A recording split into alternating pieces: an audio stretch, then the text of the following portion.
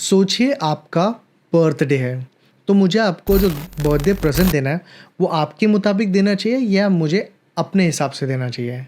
Definitely मुझे आपकी खुशी ज़्यादा इम्पोर्टेंट होनी चाहिए। उसी तरीके से जब आपका डॉग का बर्थडे है, तो आपको अपने डॉग से पूछना चाहिए, उसे पसंद क्या है? उसे कहाँ घूमने जाना है? उसे क्या खाना है? उसे किस लोगों से मिलना है? बहुत से लोगों को मैंने देखा है कि वो क्योंकि डॉग का बर्थडे है, वो बहुत सारे डॉग्स को इनवाइट कर देते हैं, बहुत सारे लोगों को इनवाइट कर देते हैं और उसमें केओस हो जाता है, डॉग्स के बीच में झगड़ा हो जाता है। इमेजिन अगर आपका डॉग थोड़ा डरपोक हो, वो लोगों को पसंद नहीं करता है, तो उसके बर्थडे में आप उन लोगों को बुला रहे हो जो उसे बिल्कुल पसंद नहीं है। तो बहुत से केसेस में डॉगी पार्टीज़ का जो आइडिया है, वो अच्छा नहीं है और डॉग उसमें स्ट्रेस में जाते हैं, ओवरवेल्म होते हैं। तो आप अपने डॉग से पूछिए कि उसे क्या पसंद है। आपको डिसाइड करना पड़ेगा ये देखकर कि आपके डॉग को किस-किस चीज़ों में फ़न मिलती है, उसे मज़ा आता है और उसके हिसाब से आप एक्टिविटीज़ को प्लान करें और उसका बर्थडे मनाएँ। डॉगी बर्थडे पार्टीज़ का मतलब ये नहीं है बहुत सारे डॉग्स को इनवाइट करो, एक ही जगह पे बुला दो, लाउड म्यूज़िक रखो, इधर-उधर खाना बिखरा हुआ है, एक डॉग दूसरे से झगड़ा कर रहा है, रफ़ हैंडलिंग हो रहा है और ये आपके डॉग को स्ट्रेस ज़्यादा दे रहा है फ़न से ज़्यादा। तो नेक्स्ट टाइम बर्थडे डॉग के हिसाब से। क्या आप किसी ऐसे एनिमल से डरते हैं जैसे क्रोकोडाइल, लिज़र्ड, स्नेक, शार्क? और मैं आपको ये बोलूँ कि आपको इनमें से किसी एक एनिमल से आपको फ्रेंडशिप करना होगा। तो क्या आपके साथ ज़बरदस्ती नहीं होगी? मैंने ऐसे बहुत से लोगों को देखा है जिनका डॉग डरपोक होता है या फिर उन्हें दूसरे डॉग्स पसंद नहीं आते और लोग फिर भी ट्राई करते हैं कि मैं अपने डॉग को दूसरे डॉग से मिलाऊंगा ज़बरदस्ती ताकि उनकी फ्रेंडशिप हो जाए। शायद आपका डॉग पहले डरपोक था और वो डर बाद में एग्रेशन बन जाएगा। तो जो डॉग अभी तक डर रहा था वो दूसरे डॉग से एग्रेसिव हो रहा है।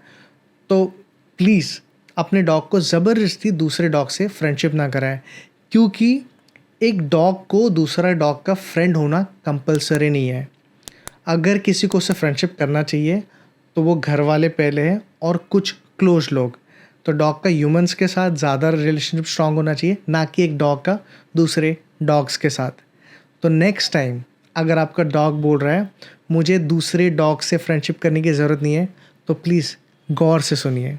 अगर आपका डॉग घंटों क्रेट में रहता है, आप उसे बांधे हुए रखते हो या फिर वो घर पे 8-8 9-9 घंटा अकेले रहता है, बाद में आप ऑफिस में से आते हो और कुछ घंटे उसके साथ बिताते हो, तो ये बिल्कुल अच्छी बात नहीं है। क्योंकि याद रखिए आपका डॉग एक सोशल एनिमल है और इसीलिए उसे इंटरैक्शन ह्यूमंस के साथ बहुत ज़्यादा इम्पॉर्टेंट है। और अगर आप इस सिचुएशन में हो कि आप अपने डॉग को 7, 8, 9 घंटे अकेले छोड़ते हो, बिल्कुल इंटरैक्शन नहीं है, आप उसकी लाइफ बोरिंग बना देते हो और जो उसका हैप्पीनेस कोशेंट है एंड स्टैंडर्ड ऑफ लिविंग एकदम नीचे गिर जाता है। तो अगर आपका डॉग इस सिचुएशन में है तो प्लीज़ ऐसे ना कीजिए क्योंकि ये उसके लाइफ के साथ बिल्कुल जस्टिस नहीं है। ऐसा कभी आपके साथ हुआ है आप अपने डॉग को वॉक पर लेके जा रहे हो और कुछ बच्चे आपके डॉग के सामने आके ज़ोर से चिल्ला रहे हैं, उसे चिढ़ा रहे हैं, कोई उसकी पूँछ खींच रहा है, कोई उसके कान को खींच रहा है। तो आपको लगता है कि आपके डॉग को वो सारी चीज़ें पसंद आती होंगी? शायद ऐसा भी हो सकता है नेक्स्ट टाइम जब आपका डॉग वॉक पे जाए तो वो उसे एग्रेसिवली रिस्पॉन्ड करे और बाद में आपका डॉग तो अपने लिए नहीं बोल पाएगा। सब लोग बोलेंगे कि आपका डॉग एग्रेसिव हो गया, आपका डॉग बहुत ज़्यादा चिढ़ता है।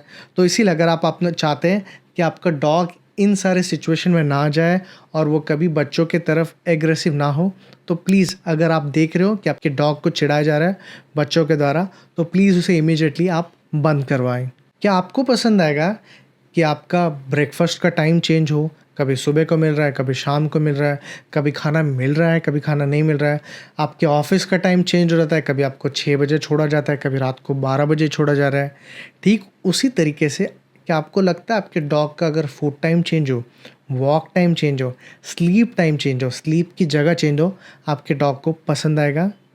तो अगर आप चाहते हैं कि आपका डॉग हैप्पी रहे और स्ट्रेस फ्री रहे तो उसकी लाइफ में क्लैरिटी रखे, उसमें कन्फ्यूजन की कोई जगह नहीं है। तो इसीलिए आपको अपने डॉग का sleep time, food time, walking time and more importantly playing time आपको एक डेफिनाइट टाइम इंटरवल पे होना चाहिए ताकि उसका रूटीन सेट हो और आपके डॉग को पता हो कि हाँ ये अभी सोने का टाइम है, ये खेलने का टाइम है और उसको कम से कम कन्फ्यूजन होगा। इससे आप भी हैप्पी रहेंगे और आपका डॉग भी हैप्पी रहेगा। अगर आप अपने डॉग को कुछ अनकंफर्टेबल टाइप के ड्रेसेस पहनाते हो, कुछ ऐसे एक्सेसरीज जैसे गॉगल्स, हेडफोन्स, सनग्लासेस, आपके डॉग को ये चीज़ बिल्कुल पसंद नहीं आएगा। आपको ये समझना चाहिए कि हमारा जो क्लाइमेट है इंडिया का, ये एक ट्रॉपिकल क्लाइमेट है और इस वजह से हमारा टेम्परेचर ऑलरेडी अप रहता है। आप और मैं इसीलिए कपड़े पहनते हैं क्योंकि भगवान ने हमें उतना अच्छा प्रोटेक्टिव लेयर नहीं दिया है, प्रोटेक्टिव कवर नहीं दिया है। आपके डॉग के पास ऑलरेडी दुनिया का सबसे ज़्यादा सूटेबल कपड़ा है in the form of fur and coating. और जब आप इतनी गर्मी में उसे एक्सटर्नल कपड़े ऐसे जो उसके लिए अनकंफर्टेबल हो, आप ज़बरदस्ती डाल देते हो, तो क्या आपको लगता है आपका डॉग कंफर्टेबल होगा, उसे पसंद आ रहा होगा? तो प्लीज़ ये सब करना छोड़िए, आपके डॉग के पास ऑलरेडी सबसे अच्छा कपड़ा है। और उसी तरीके से चश्मे, गॉगल्स जो आपके फिटमेंट के हिसाब से बना है, जब आपने अपने डॉग को पहनाते हो तो उसे डिस्कम्फर्ट फील होगा क्योंकि उसके हिसाब से तो बनाया नहीं है। एंड कुछ ऐसे चीज़ जैसे ज्वेलरी, हेडफोन्स जब अपने डॉग को पहनाते हो तो वो भी तो उसके लिए नहीं बनाया है। आपके डॉग को उससे कुछ मतलब नहीं है। तो नेक्स्ट टाइम प्लीज़ ध्यान दीजिए, जो चीज़ उसे पसंद नहीं है, जो चीज़ को वो हेट करता है, क्यों ऐसा कर रहे हैं? अच्छा, आपका फेवरेट परफ्यूम एंड डिओड्रेंट कौन सा है? अगर उसको छोड़कर मैं कुछ ऐसा डिओड्रेंट लगाऊं जो आपको बैड स्मेल की तरह है, तो क्या आपको पसंद आएगा? ठीक उसी तरीके से आपके डॉग को अपना खुद का सेंट सबसे अच्छा सेंट लगता है। तो जब आप उसे एक्सटर्नल सेंट डालते हो तो उसे वो चीज़ पसंद नहीं आती है। उसे ऐसा हो जाता है कि उसकी आइडेंटिटी ऑलमोस्ट गायब हो चुकी है। तो नेक्स्ट टाइम प्लीज़ ऐसा कोई सेंट मत डालिए जो आपका डॉग हेट करता हो, एस्पेशली स्ट्रॉन्ग सेंट। और कुछ लकी डॉग्स ऐसे होंगे जिनके पेरेंट्स, जिनके घर वाले इनमें से कोई भी चीज़ नहीं करते होंगे, लेकिन शायद वो फिर भी प्रॉब्लम्स फेस करते होंगे। ऐसे प्रॉब्लम्स जहाँ पर अपने डॉग को ट्रेन करने के बाद भी उनका डॉग सुधर नहीं रहा हो, उसे कन्फ्यूजन होगा। तो शायद आप कुछ डॉग ट्रेनिंग मिस्टेक्स भी कर सकते हैं और हमने इन सारे मिस्टेक्स को इस वीडियो में कवर किया है। तो प्लीज़ उस वीडियो में जाइए और अपने मिस्टेक्स को चेक कीजिए। मिलते हैं अगले वीडियो में।